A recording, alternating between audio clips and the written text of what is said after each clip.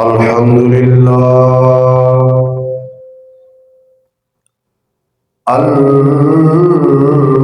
الحمد لله رب العالمين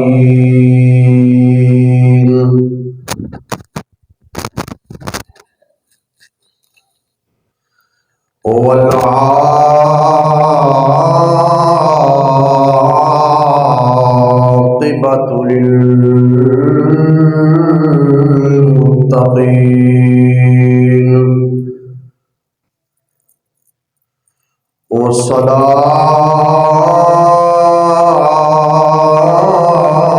والصلاة والسلام على سيد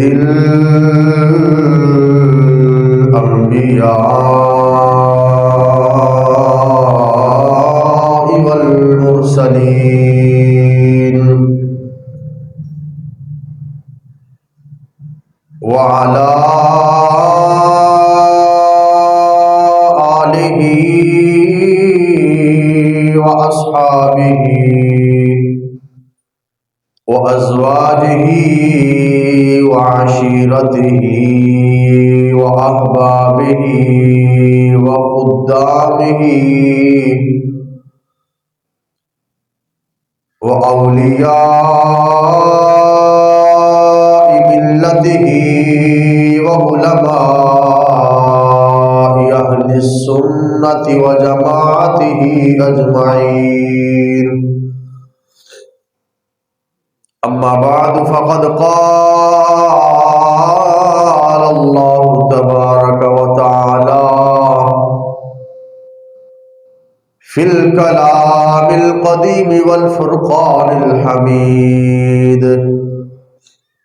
أعوذ بالله من الشيطان الرجيم. بسم الله الرحمن الرحيم. وسيجنبها الأتقى الذي يؤتي ماله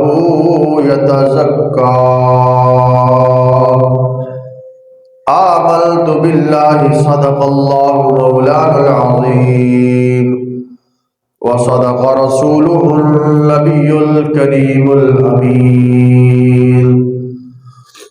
ونحن على ذلك لمن الشاهدين والشاكرين والحمد لله رب العالمين. وقال الرسول صلى الله تعالى عليه وسلم عن أبي سعيد الخدري رضي الله تعالى عنه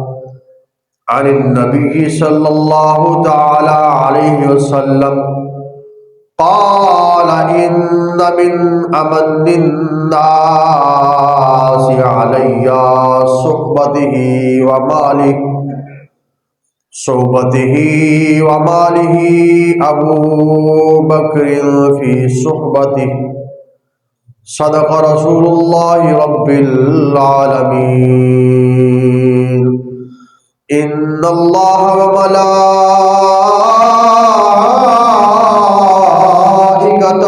يصلون على النبي يا أيها الذين آمنوا صلوا عليه وسلموا تسليما. الصلاة والسلام عليك يا سيدي يا رسول الله وعلى آلك وأصحابك يا سيدي يا حبيب الله.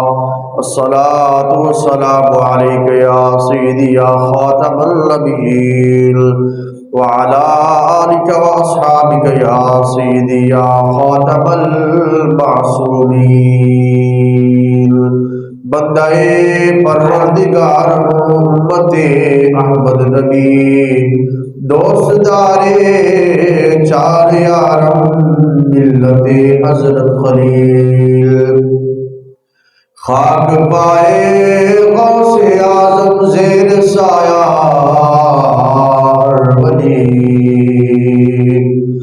امداد کل امداد کل از رنج و غم آزاد کل در دین و دنیا شاد کل یا غوث اعظم دستگیر امداد کل از رنج و غم آزاد کل در دین و دنیا شاد کل یا غوث اعظم دستگیر گنج بخش فیض عالم مظہر نور خدا نام سارا پیر کامل آرا رہنما نہیں جاندا زمانہ عظمت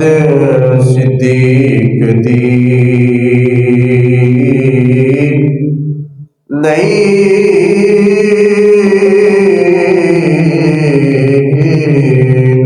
جاندا زمانہ عظمت صدیق دی نہیں جاندا زمانہ عظمت صدیق دی نہیں جاندا زمانہ عظمت صدیق دی پوچھو رسول پاک تو قیمت صدیق دی پوچھو رسول پاک تو قیمت صدیق دی اور سب کچھ نثار کیتا چھڈی سوئی بھی نہیں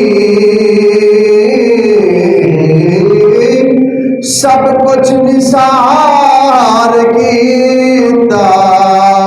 چھڈی سوئی نہیں اسلام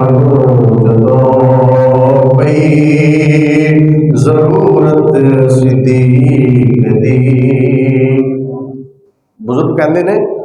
اگر تسی اسلام غریب دیکھنا ہے نا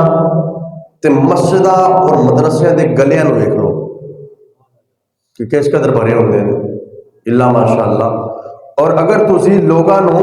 امیر دیکھنا ہے پھر کی کرو پھر شادیاں بیاہ دیکھ لو کنجر خانے دے تے پیسے لٹاندے لیکن قربان جاواں سیدنا صدیق اکبر تو کہ رب کائنات نے قرآن مجید فرقان حمید کے اندر خود آیت مبارکہ نازل فرما دی وَسَيُجَنَّبُهُ الْأَتْقَى الَّذِي يُؤْتِي مَالَهُ يَتَزَكَّىٰ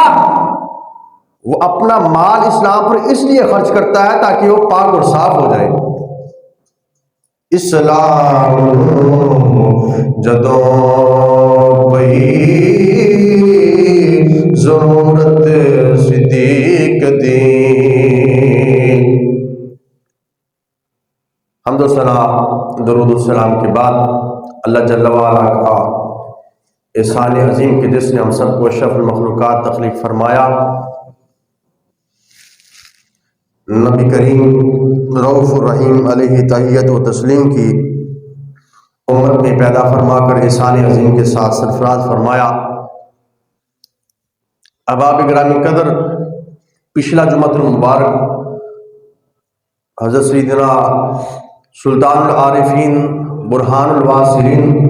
حجت الکاملین حضرت سخی سلطان باہو قادری سروری رحمۃ اللہ تعالی علیہ ان کے سوانح حیات بیان کرنے میں آپ کے سامنے پیش کیا اس سے پچھلے جمعے سیدنا صدیق اکبر رضی اللہ تعالیٰ عنہ کے مناقب پیش کیے اور تب میں نے یہ کہا تھا کہ انشاءاللہ یہ سارا جمعہ یہ سارا مہینہ سیدنا صدیق اکبر رضی اللہ تعالیٰ عنہ کی شان اور عظمت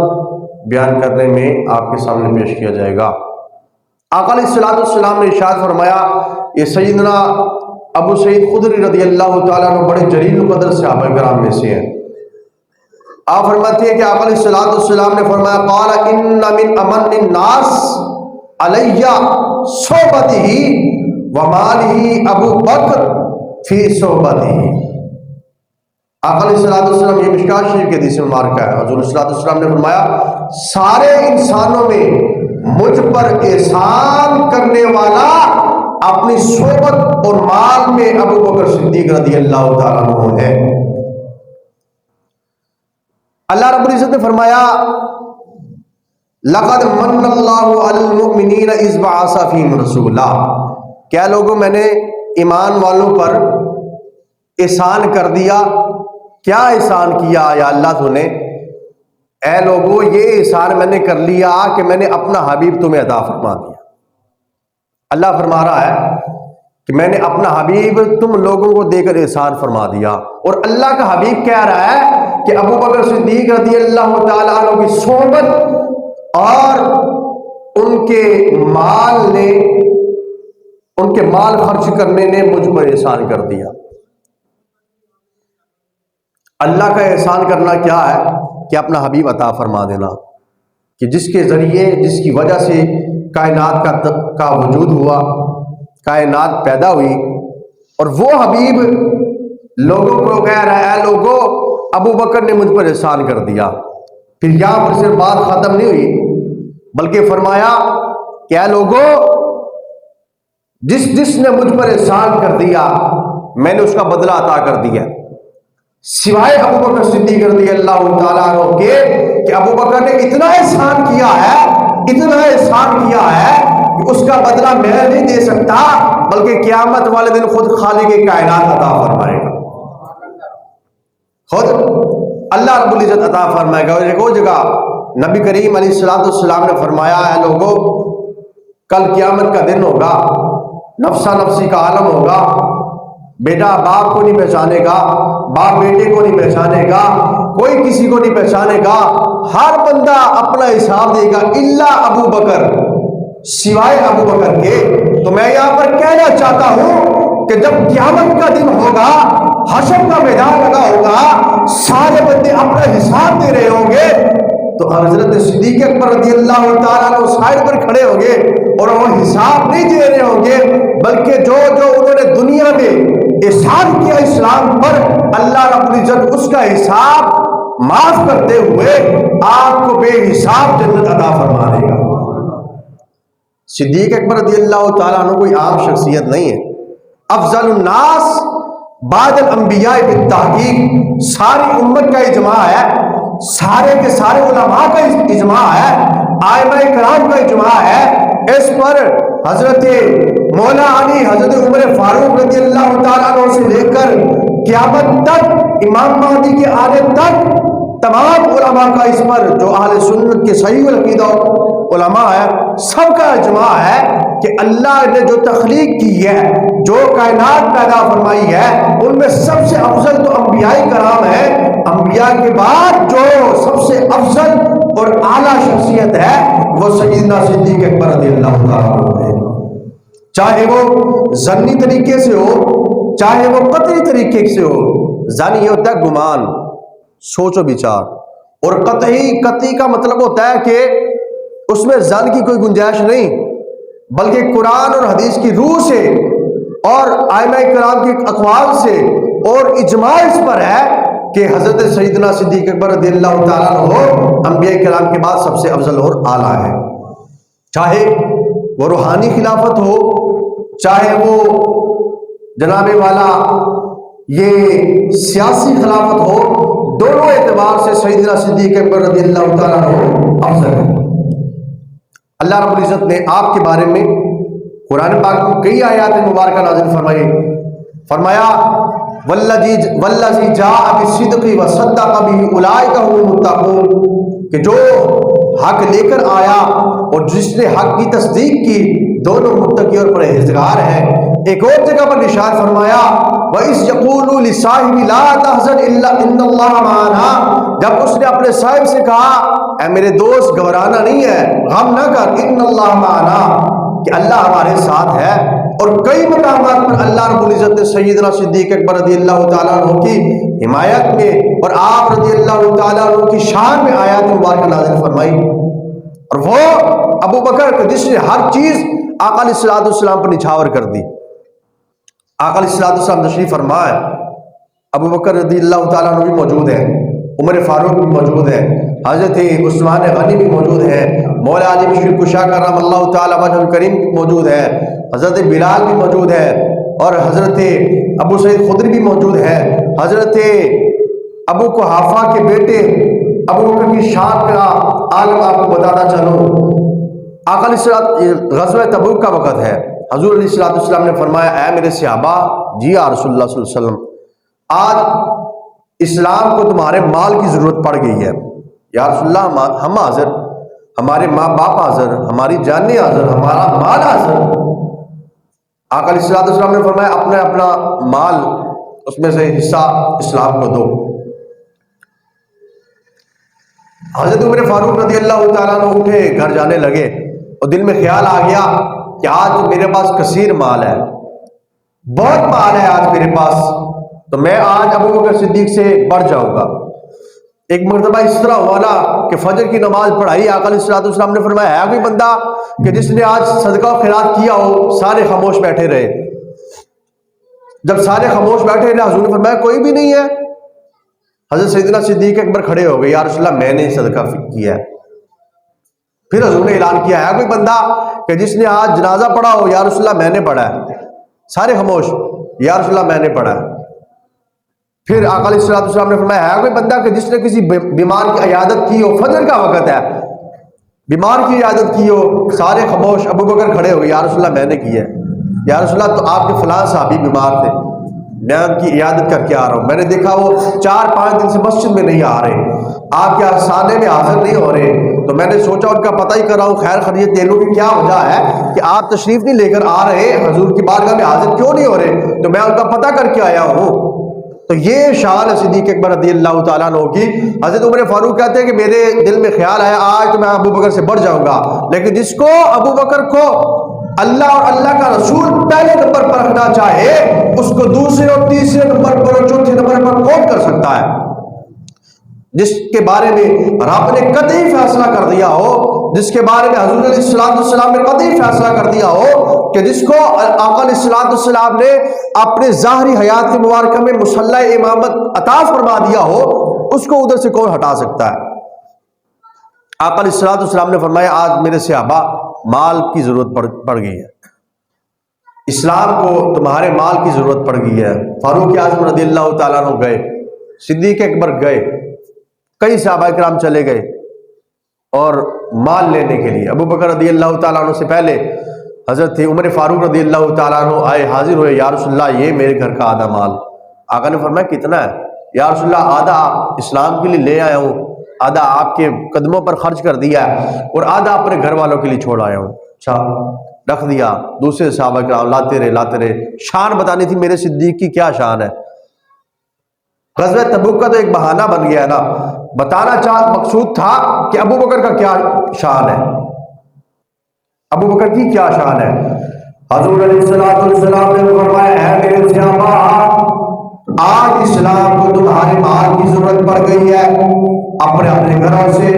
اسلام کے لیے مال لے کر آؤ. سیدنا فاروق اعظم رضی اللہ تعالیٰ عنہ تشریف لے کر گئے، اپنے گھر سے آدھا مال لے کے آ گئے،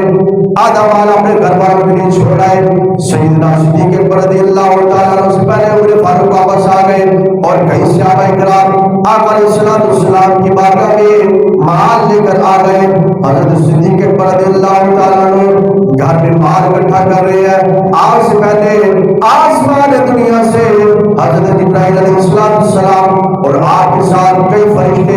آقا علیہ السلام کی بارگاہ میں حاضر ہو گئے. حضور علیہ السلام نے اس وقت ان کا حال دیکھا، ان کا حالت دیکھا، ان کی کیفیت دیکھی، دیکھا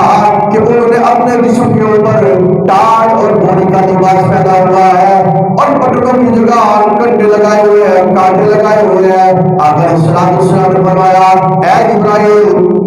تو فرشتوں کا سردار ہے، ان نوریوں کا سردار ہے، آج تیرے ساتھ کیا معاملہ پیش آیا؟ بشریت کے دروازے میں آ گیا ہے کیا بات ہے تو نے ٹاٹ اور بولی کا جواب ڈالا ہوا ہے اپنے پٹلوں کی جگہ کانٹے لگائے ہوئے ہیں عرض کی یا رسول اللہ صلی اللہ علیہ وسلم میں آپ پر قربان ہوں یا رسول اللہ صلی اللہ علیہ وسلم اس کا جواب ابھی تھوڑی دیر بعد آپ کو مل جائے گا ابھی آپ کا یار غار اور بعد میں آپ کا یار نظار افضل الناس بعد الانبیاء کی تعظیم اور تحقیق ابو بکر صدیق رضی اللہ تعالیٰ عنہ ابھی تشریف لے کر آ رہے ہیں ابھی آ رہے ہیں وہ دیکھو آ گئے ان کا عالم دیکھو کس عالم میں تشریف لے کر آ رہے ہیں حضرت سیدنا صدیق رضی اللہ تعالیٰ عنہ تشریف لے کر آئے آپ علیہ السلام نے فرمایا اے ابو بکر خیریت ہے آج کس انداز میں آ رہا ہے کس بلبلے کے ساتھ آ رہا ہے کس شان و شوکت کے ساتھ آ رہا ہے یا رسول اللہ صلی اللہ علیہ وسلم حکم فرمائے آپ علیہ السلام نے فرمایا اے ابو بکر بتا دو ذرا آج کتنا مال اسلام کے لیے آیا ہے حضور علیہ السلام کی بات کریں عرض کرتے ہیں فدا کا ابی و امی یا رسول اللہ صلی اللہ علیہ وسلم میرے ماں باپ آپ پر قربان ہو گئے یا رسول اللہ صلی اللہ علیہ وسلم بس اس طرح کیا ہے گھر میں گیا ہوں سارا سامان اکٹھا کر لیا ابھی بھی دل کو سکون آیا پھر میں نے اپنے کپڑے اتار کر بوری اور ٹاٹ کا لباس پہن لیا ابھی بھی سکون آیا اور اپنے پٹروں کو اتار کر اپنے پٹروں کی جگہ کانٹے لگا دیے ابھی بھی سکون آیا جھاڑو اٹھا کر سارے گھر کی صفائی کر دی سب کچھ اٹھا کر آپ کی بارگاہ میں لے کر آیا ہوں ہر شے آپ کی بارگاہ میں لے کے آ گیا ہوں حضور علیہ السلام نے فرمایا اے ابو بکر بتا دو ذرا گھر والوں کے لیے کیا چھوڑ کے آیا ہے یا رسول اللہ گھر والوں کے لیے دو چیزیں چھوڑ کے آیا ہوں ایک اللہ کو چھوڑ کے آیا ہوں ایک اللہ کے حبیب کو چھوڑ کے آیا ہوں ایک اللہ کو چھوڑ کے آیا ہوں ایک اللہ کے حبیب کو چھوڑ کے آیا ہوں اور یہاں پر کسی نے کیا کہا یہ کہا کہ سب کچھ نثار کیتا چھڑی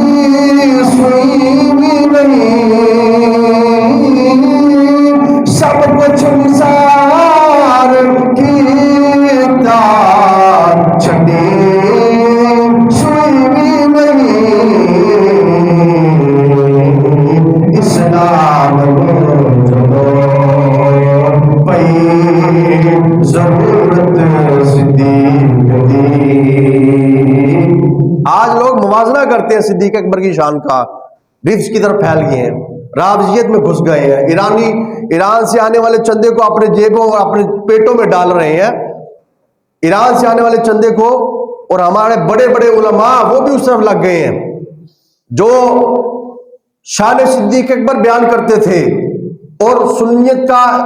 ایک مضمون ترین تھم ہوتے تھے وہ بھی اس طرف لگ گئے ہیں شان صدیق اکبر کو گھٹا رہے لیکن اس شان کو کون گھٹائے جس شان کو خود خالق کی کائنات نے بنایا ہو سب کچھ حضور کی بارگاہ میں یا رسول اللہ سب کچھ حاضر ہے میں بھی آپ کا رب کائنات نے فرمایا فلا وربک لا یؤمنون حتی یحکموک اے حبیب کوئی بندہ اس وقت تک کامل ایمان والا ہو ہی نہیں سکتا جس وقت تک وہ آپ کو اپنے اوپر اپنا حاکم تسلیم نہ کر لے اس وقت تک کوئی بندہ ایمان والا نہیں ہو سکتا یا اللہ اس نے نمازیں پڑھی ہیں ایمان والا نہیں ہے روزے رکھے ایمان والا نہیں ہے زکاتیں دی ہے ایمان والا نہیں ہے حج کیا ایمان والا نہیں ہے روزے رکھے ایمان والا نہیں ہے یا اللہ کیسے ایمان والا ہوگا اللہ نے فرمایا اس وقت تک ایمان والا ہوگا جب وہ میرے حبیب کو اپنے اوپر اپنا حاکم تسلیم کر لے گا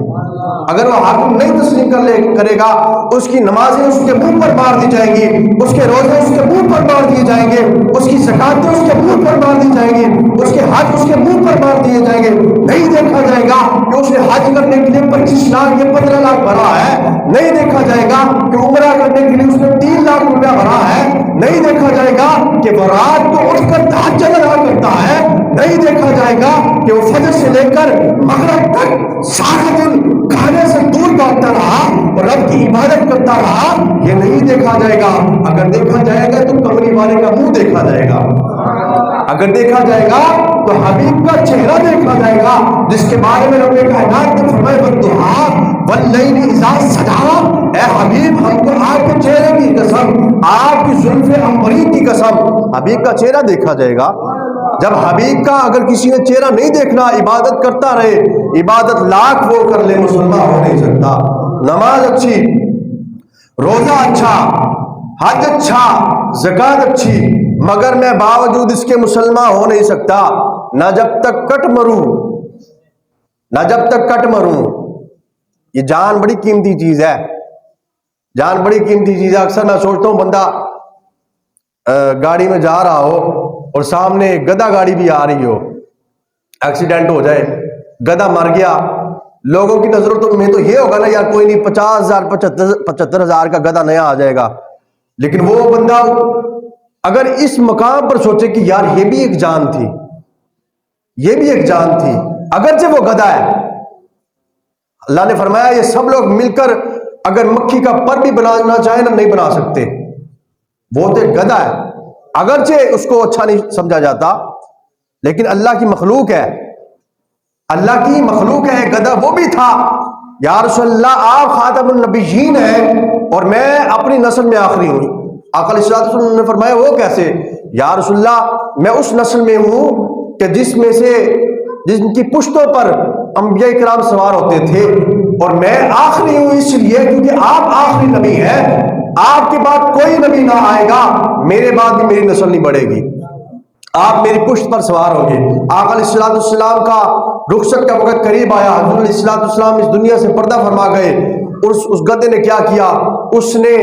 اپنی جان دے دی، ایک کنویں میں کود کر اس نے بھی اپنی جان اللہ کے حوالے کر دی۔ ایک گدھے کو بھی پتا ہے ختم نبوت کا، ایک گدھے کو بھی پتا ہے، اس کو گدھا بھی میں نہیں کہوں گا۔ جب آقا علیہ السلام نے کسی کو بلوانا ہوتا نا مدینے میں تو آقا علیہ السلام فرماتے ہیں یافور فلاں کو بلا کے آؤ، فلاں کو بلا کے آؤ،